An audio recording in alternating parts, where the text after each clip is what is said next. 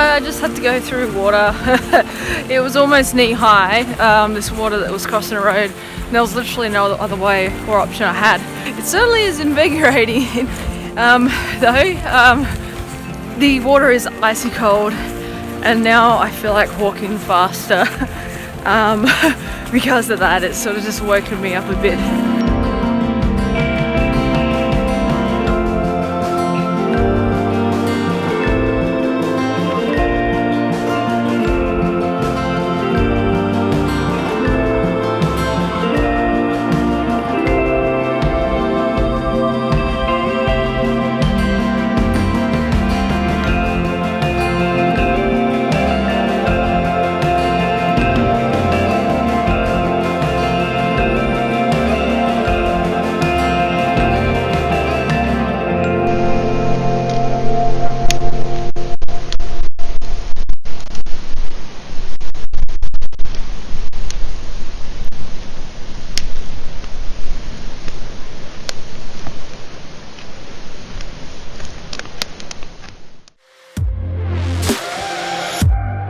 Day 2, I started out from Cubby's camp, which was 20 k's for the first day.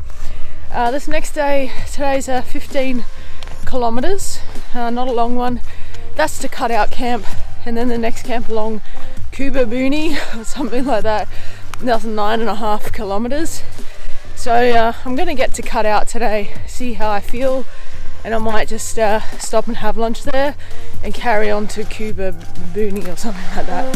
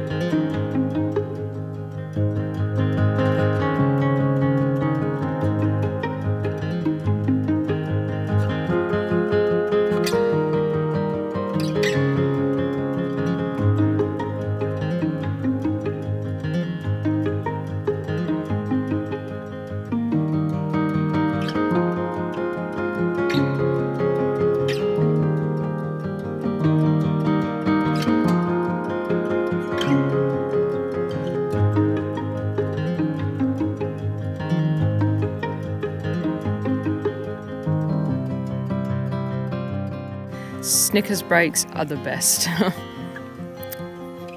It also means it's almost the end of the day, not far from camp.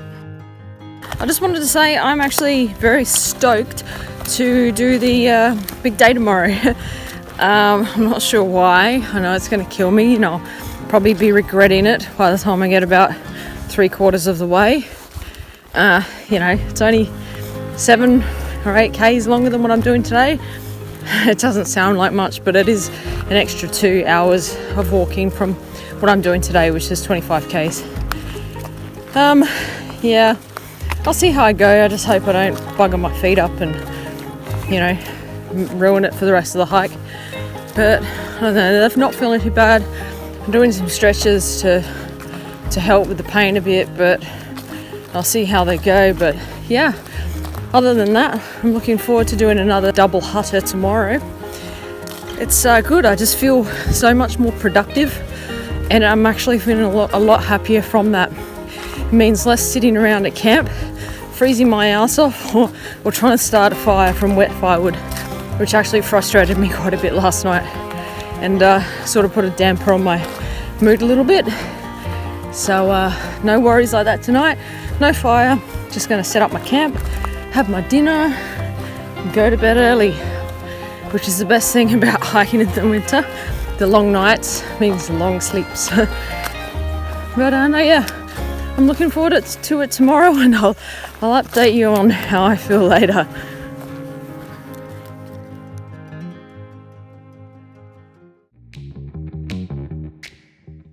Morning, guys. Day 3. I'm going to try double hutting. The first hut is 12.5 k's away.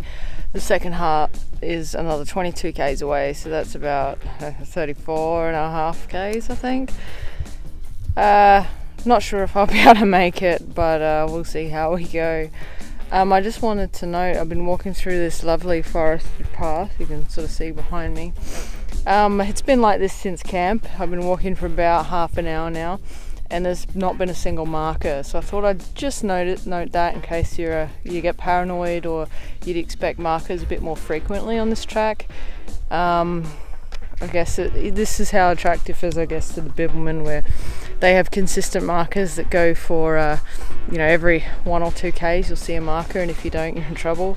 This track is so clear and obvious to follow, you can't sort of get lost, and they tend to only put the markers at junctions and at points that are a bit dubious at times, where you could be mistaken and take the wrong trail. So just something to note. So yeah, I just found this track marker here on this pole, and I thought I'd just stop for a quick break. It's only been half an hour, but I need to manage my feet and rest and everything today, so hopefully I can do the 34.5 k's, which is a distance I've never done before, and for the third day into a hike that I haven't trained for, it might kill me or I just may not make it, so see how it goes.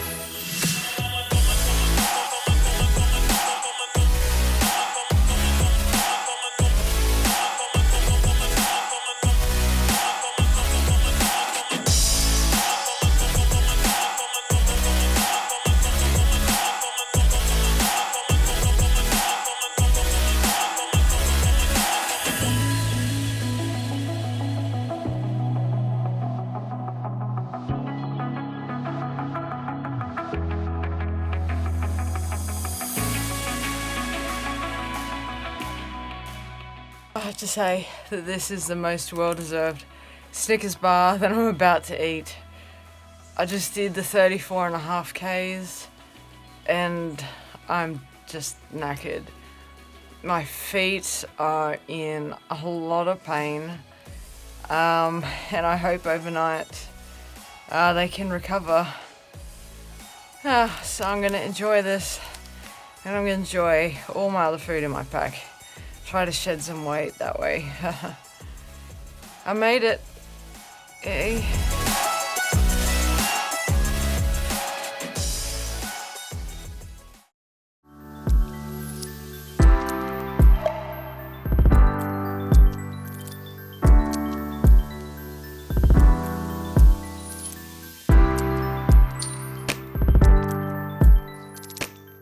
Hey guys, so it's day 4. I'm just sitting out on a dock here enjoying the lake at the moment. It's absolutely beautiful.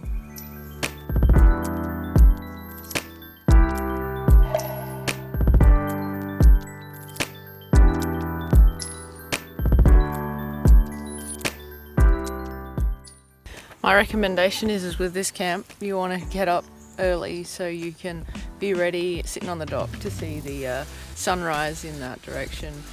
I briefly saw it this morning when I turned around halfway through making breakfast, and it was absolutely stunning. But by the time I grabbed my stuff and started to walk over, it already pretty much had gone. So it lasted maybe not even a minute. So if I caught it sooner, I might have seen it for longer. So my recommendation is be ready for it whenever it does make an appearance, if you've got the right conditions for it. Because yeah, it's stunning, and it was just bright pink. It was awesome.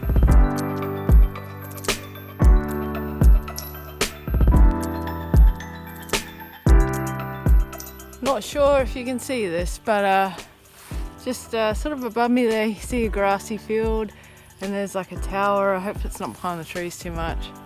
Or is the tower over here? I think it's over this side. Anyway, I could pretty much, I was walking on those hills over there, you know, only yesterday. I didn't realise how much distance I covered in that short time between there. Like, that was done in the last couple of hours of the hike.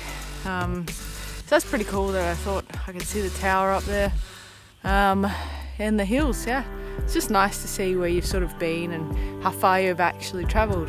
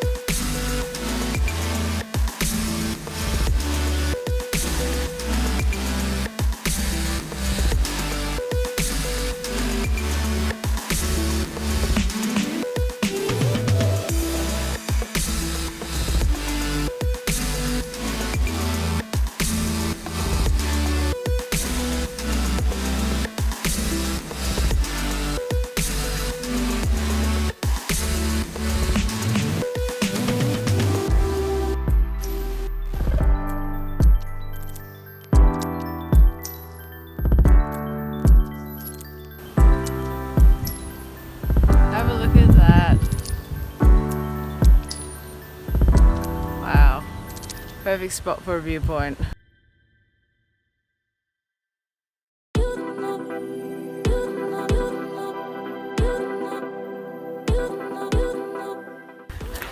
This is a walker's camp.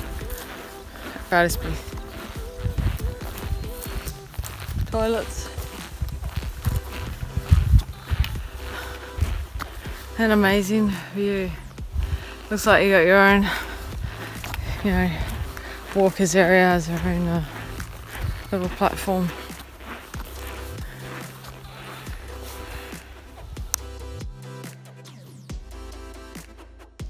Alright, just did my first skinny dip. That was good fun. The water is ice cold, like literally colder than ice. Yeah, the ice bath in the sauna area at Lake Tekapo Springs, it was colder than this water. So I did it. I didn't get my hair wet, but no, it was good fun. Recommend doing it if you get a day like this. Battersby's. Yeah, it's 2:30. I'm at Battersby's camp. You can see the shelter behind me, the amazing river. I just had a little splash in. It was great, but 2:30, it's just too early to sit down. I'd be killing time for about 3 or 4 hours before dinner. I could make some videos, but this day is just so beautiful. I just want to keep walking. It's only 13 k's to the next camp. My feet aren't feeling too bad. I had one blister under my foot that actually burst while I was walking. That was pretty gross. I could feel that go everywhere. But no, I'm going to keep walking. It's a beautiful day, so why not? I hope the next camp is just as beautiful as this one, and Muleside. These have just been fantastic.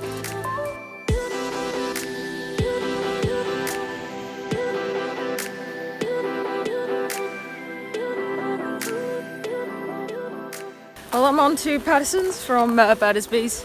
Looks like a really nice forest. You can see it's very similar, but yeah, I don't know, it's just really sunny today, and it just gives the forest a different feel. You got the same old ferns, different kind of eucalyptus trees, I think. You got the stingray barks around, that seem to be plenty of them around here, but you know, it's just having the sun out, it really makes it so much more nicer and pleasant to walk in than sort of overcast and drizzly. But you know, each has its pros, each has its cons, and I'm really enjoying it. My feet seem to be holding up. So far so good.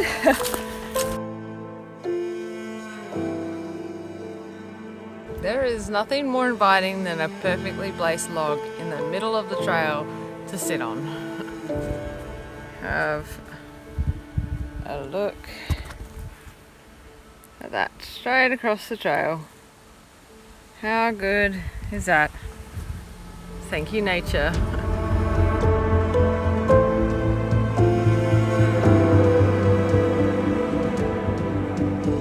Toilet is all the way up the hill, as usual, because we're so close to the water. Looks like there's some nice places down there to set up a tent and easy access to the water.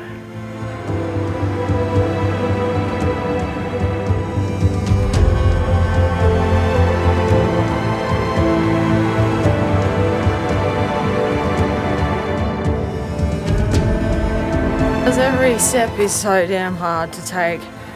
I'm not even going to go in that nice area that I thought would be great for a tent because it's actually flat.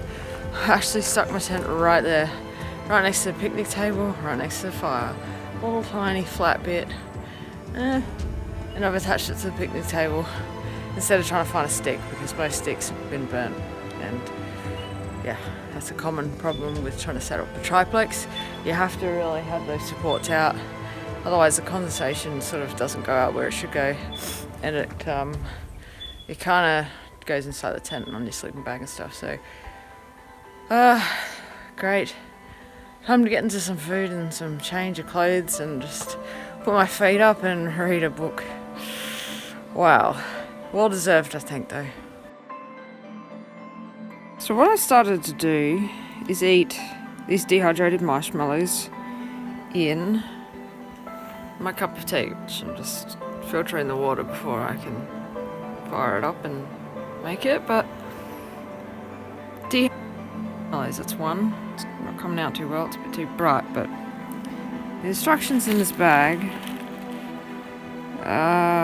say to add boiling water or cold water, stir for 10 minutes. The thing is, as soon as I put this in my cup of tea with boiling hot water, it starts to dissolve, and if I just let it go, it's going to disappear. And it's just going to flavour my tea, which is great, like it tastes like a marshmallow, but you know, I kind of want to eat a nice gooey marshmallow, which this does not provide. Basically it softens up the outside, it starts to dissolve, and then when you go to eat it, the whole thing in the centre is hard and crunchy. But I guess that's what you get from dehydrated marshmallows. You know, this guy weighs nothing. That wouldn't even register on the scales, and this bag is very light. So, you know what? It's kind of nice. It's just a shame I didn't think to bring hot chocolate to put it in, and I'm having to put it in my tea. But you know, combinations out here, it doesn't matter. You try anything really, and I thought it tasted quite good.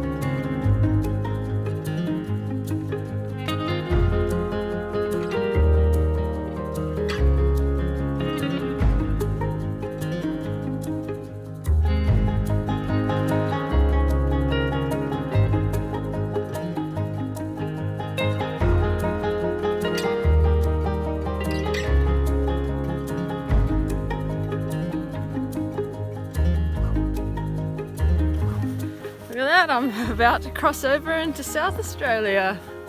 A very short section of the track that does cross over the border. Woo, SA!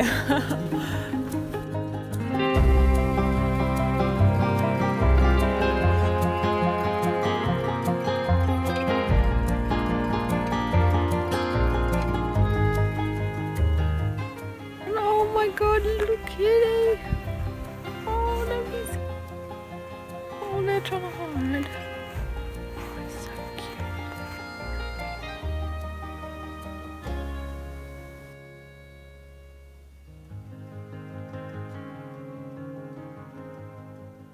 And I just got off the trail, 17 k's from Patterson's, and this is Simpsons, no P, camp. Oh, it's just nearby there. Very cozy. Shame I'm not staying tonight. Down, so I'll be able to get some more cheese and get some more salamis, or I can eat the rest now. They both seem to be lasting well. The cheese hasn't lasted quite as well. This is the 5th day now. It's starting to get this white stuff on the end, which I assume is mold, but I'll just cut that off. I don't care. Well, I'm just about to hit the road for the last 3 k's of the, I guess the first half of the track. I've almost completed the forest section, 3 k's to Nelson now, and hopefully I can find a place to, you know, sleep tonight. It's got a nice hot shower and place to do my laundry, and I'm really hoping there's a pub that's open and I can get a good pub meal. I really want a sticky date pudding for dessert. I really want a vanilla milkshake, and hopefully a chicken palmy with some chips for dinner. That's my plan, and I'll tell you how I go with that. But when I get to town, the first thing I'm going to do is grab my food parcel from the visitor information centre, and hopefully they can sort of give me a recommendation as where to stay for the night. That sort of could tick all those boxes for me.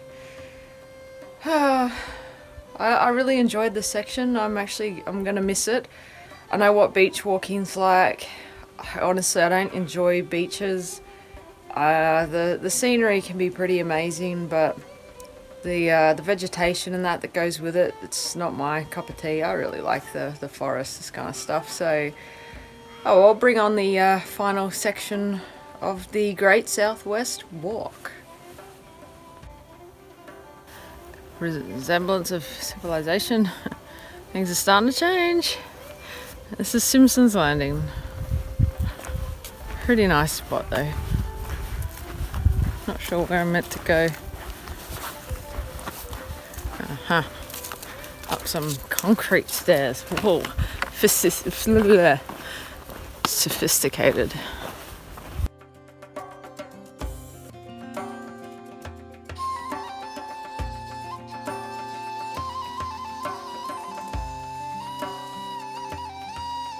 This town is full of picnic areas and camping locations and beautiful beachside shoreside properties. Lots of little boathouses, little shack things on the roofs. It's quite a nice little town. I like it. Some beautiful parrots. This is the Nelson Information Centre. Time to get my food parcel. Looks like the trail continues here. So this is likely where I'll head off for the night and rejoin it tomorrow, unless my accommodation takes me along that part of the track. What I did is go actually up to the main road, which is only like not even 500 meters away from the visitor center, which is where the trail passes by. Booked a room at the motel, which is kind of attached to the BP service station. I stayed there overnight for about $80. He was nice enough to get me to let me get some cash out so I can then take that to do my laundry at a caravan park. And that was about a kilometre walk, so that kind of sucked, having to do an extra 2 k's just to go up and do my laundry because they didn't have any at the motel, which was very disappointing. That aside though, the stay was only $80.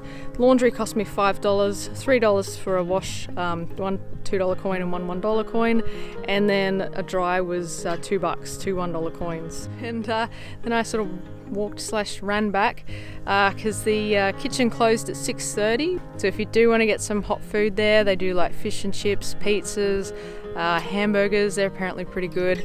All that sort of takeaway-ish kind of food they do there. But they got a little sit-in restaurant. You can sit, and I had my vanilla milkshake, and I had a garlic bread. I had the fish and chips. So it wasn't bad. It's just average fish and chips. It's not anything special. I recommend if the pub's open, certainly go eat there. But otherwise, there's nothing wrong with the BP. Inside, they had basic toiletries, the usual stuff you'd see at a country service station. It was nice. They had some little like meat sticks. I think they call them beef sticks. I grabbed some hot and spicy ones. I grabbed 6 of them because I didn't get a chance to go to the general store and get some more metwurst. So I bought some beef sticks, 1 for each day. That's sort of my lunch, along with some peanut M&Ms. But so that was my stay. The room was really nice. No complaints on that side. It comes with tea, coffee, a bit of milk, some bottled water in the fridge. Had a TV, little heater. There wasn't any air conditioning, so in the summer it might get a little hot, but other than that, for $80, that's perfect. It's just a shame I had to walk to get the laundry. Otherwise, dinner was literally just across the road. And a very short walk back to the info centre in the morning to catch the sand before the tide sort of started to rise. So, good stay in Nelson. Beautiful town. I kind of want to move and live there now. But anyway, so that's my little point on Nelson, and I hope this sort of helps when you're planning your stay or your transition, walk through, whatever, through Nelson on the Great Southwest Walk.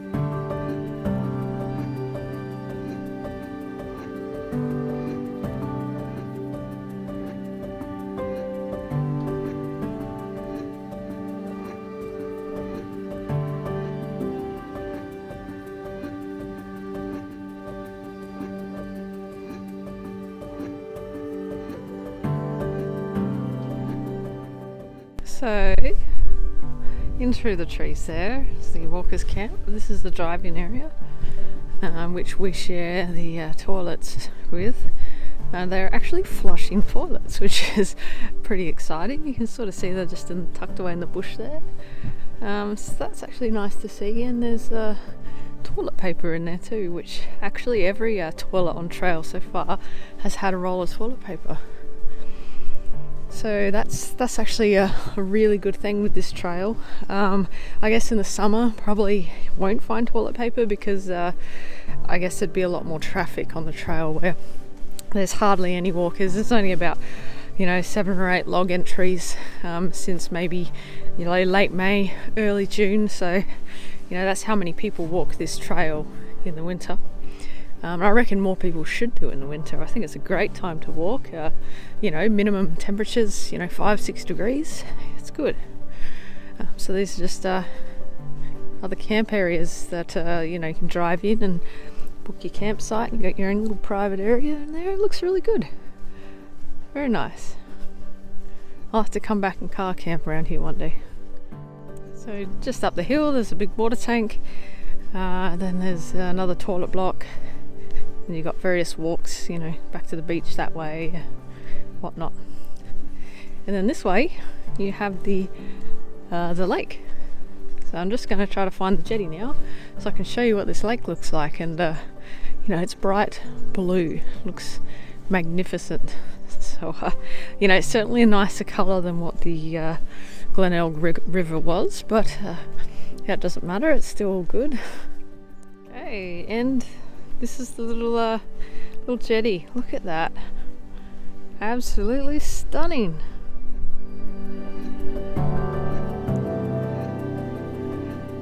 Got to hate pollution, but you know, this looks rather interesting if you were going to swim in it. Not sure if it, yep, you can see it. That's nice and weedy and probably not very pleasant to touch if you were going to go for a swim in here, but look at all the little fishies. Ah, nets. Someone's trying to catch something. Yes, this will certainly be a really great place to bring a canoe to, that's for sure. If I owned one, I would certainly come back with my car and set up here and do some canoeing for sure.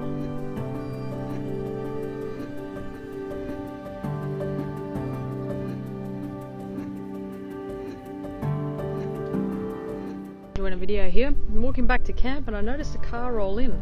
I'm like, this is like doubling the amount of, like, this is, you know, this is heaps more people than what I'm used to. The last 5 days in the forest section, I didn't see a single person. And this morning, 7 o'clock, I bumped into someone who started like at the same time at the info centre. So we walked the 21 or 23 Ks together. It was good to have someone to talk to for sure. And now I've got a car that's just rolled up and there's more people and I can hear them talking, and I hope they're not going to stay. And if they do, I hope they're quiet. I actually didn't expect the coastal section to be coming across people. I honestly thought the forest section was going to be where the action was at. So yeah, let's see how this goes, and hopefully it is still a quiet night. But I am enjoying the company of the of my new hiking partner. I just don't like the idea of these campsites sharing with car campers. Anyway, time to go.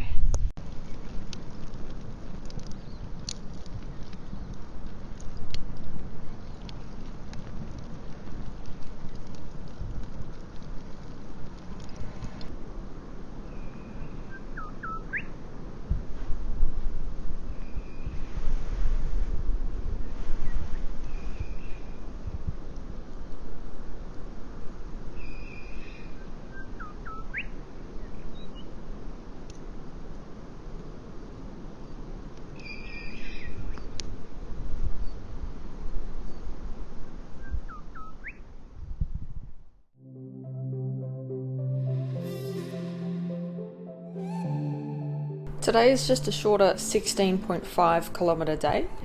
The day started off walking through plains. We saw quite a few emus and kangaroos through here, along with some farm animals. And unfortunately it didn't take long before we hit the beach again. So a majority of this day was just beach walking. But we did see plenty of, I guess, birds out on the beach today. So that was really nice. We found that we were basically chasing plovers all the way along the beach. They wouldn't sort of fly and take off and go behind us. We sort of just felt like we were chasing them the whole way to Swan Lake.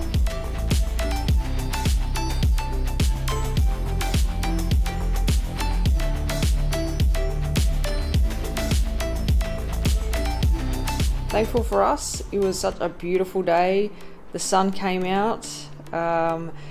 It was nice and warm for us because being on the beach, the breeze was is actually pretty cold when the sun is hidden.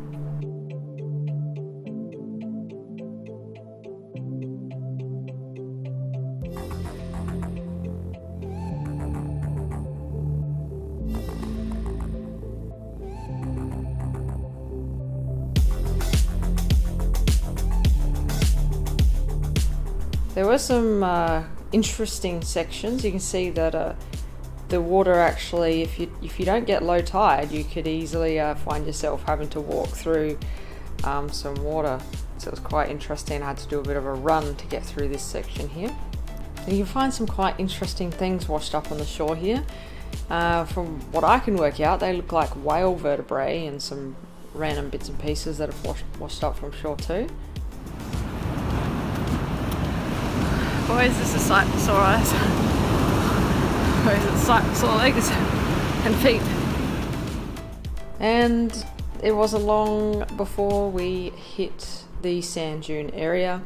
It is a four-wheel drive shared area, so we only saw one other person there. He took his four-wheel drive out and was fishing on the ocean. But yeah, you can see there's tracks here and dunes. It looks like a really cool place to bring your car, your four-wheel drive. But yeah, we hit camp, we set up, and it was a beautiful little sheltered area, well away from any car campers. We had a little shelter as usual. And not far down the track was this beautiful Swan Lake. Certainly during the summer you would want to be getting into your swimmers and going and checking this lake out for sure.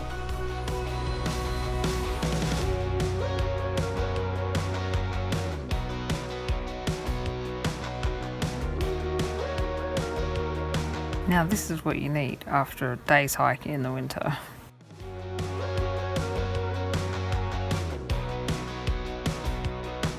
And now it's time for me to sit back and read a book, enjoy the scenery, and get some rest before an even bigger day on the sand tomorrow.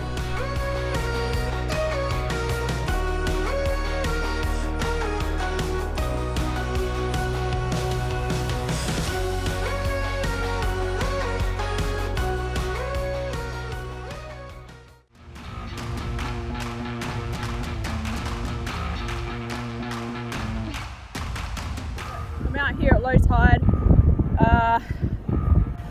It's sort of soft wherever you go, but you know, it's just all about finding the hardest bit you can and trying not to get your feet wet.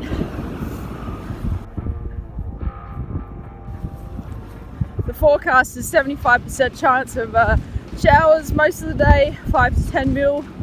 It's rained quite a bit this morning, so hopefully the rain does hold off. Wow, the clouds are a bit angry back there. Hopefully that's just what's blown over. The wind isn't too bad. It was meant to be like 64k wind today. Hopefully most of it will be behind me, if not from the land. So this beach here is a little bit firmer, so I'm gonna try to smash this out as quick as I can.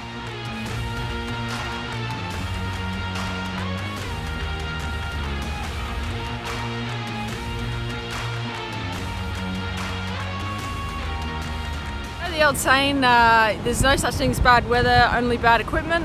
Well, I 100% agree with that. Like, the weather out here is not great. It actually looks nice and sunny there, but it's not. Okay, that's the only patch of blue in the sky at the moment.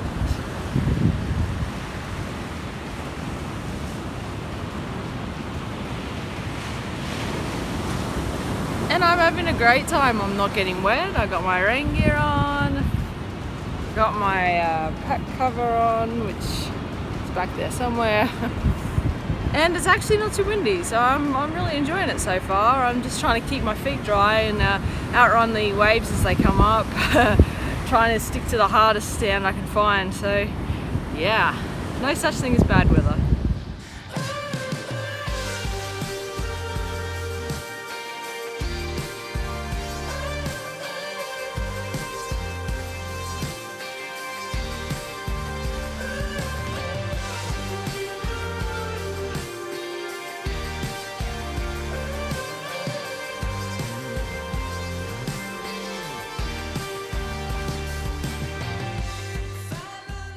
I came around this dodgy bit, which I had to time pretty well so I didn't get wet.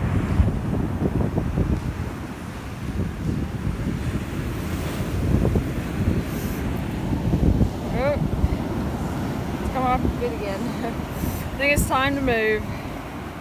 Oh, I'm getting close now.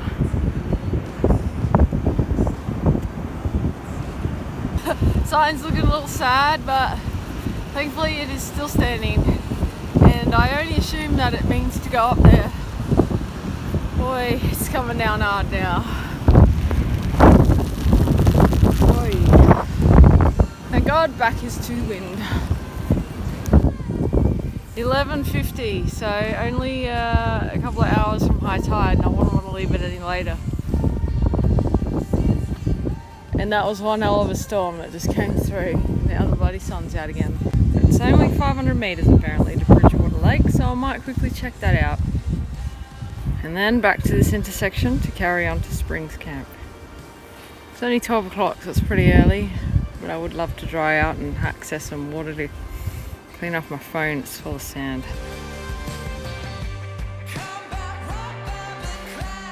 I just popped around the corner from the Bridgewater Lake, so you can see the Tarragull Caves.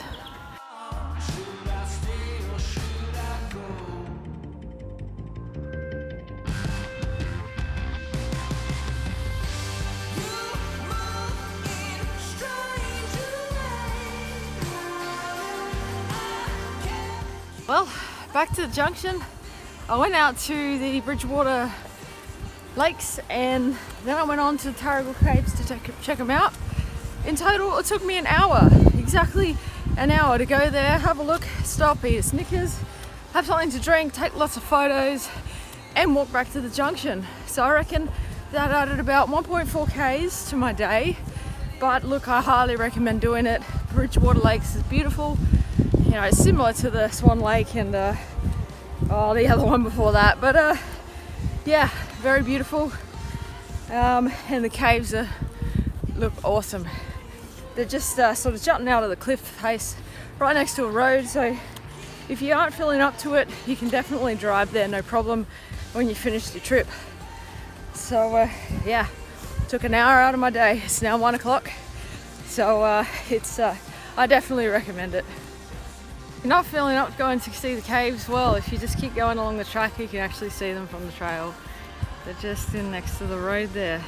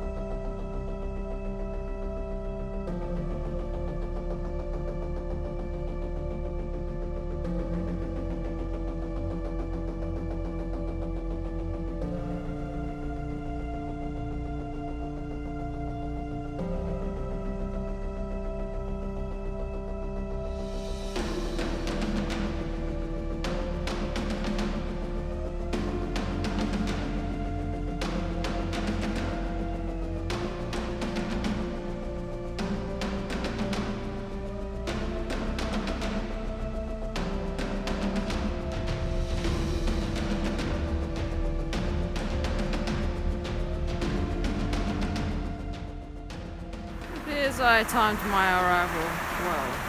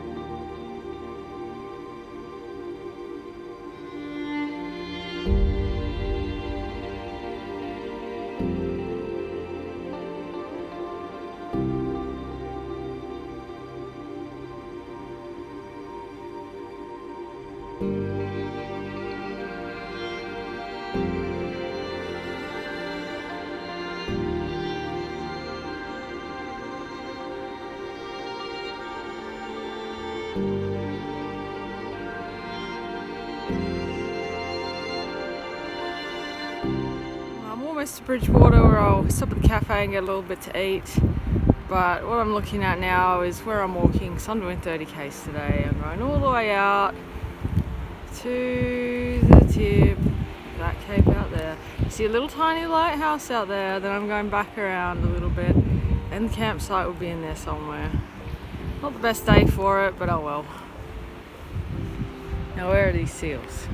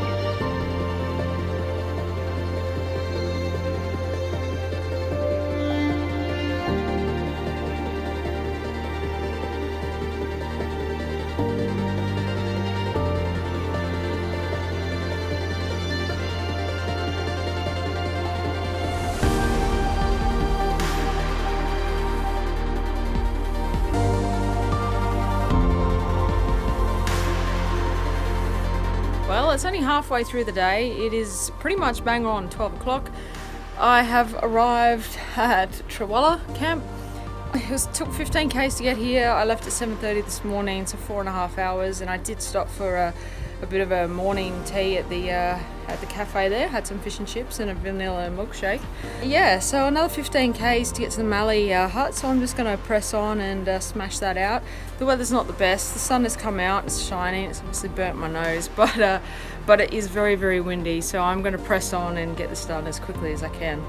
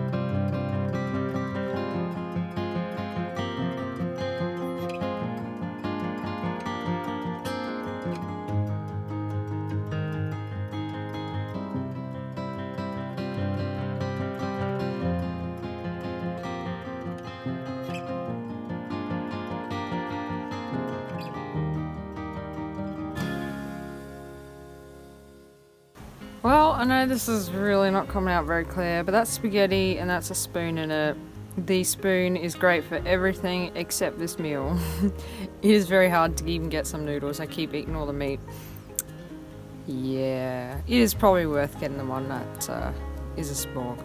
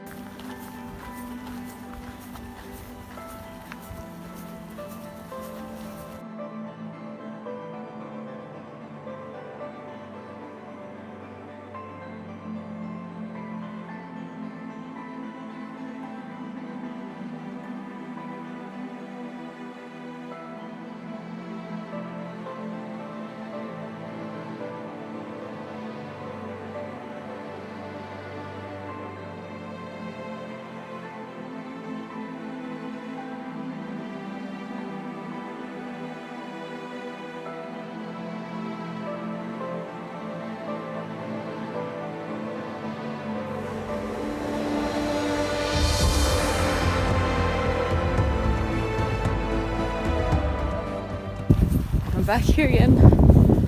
Wow, 10 days later.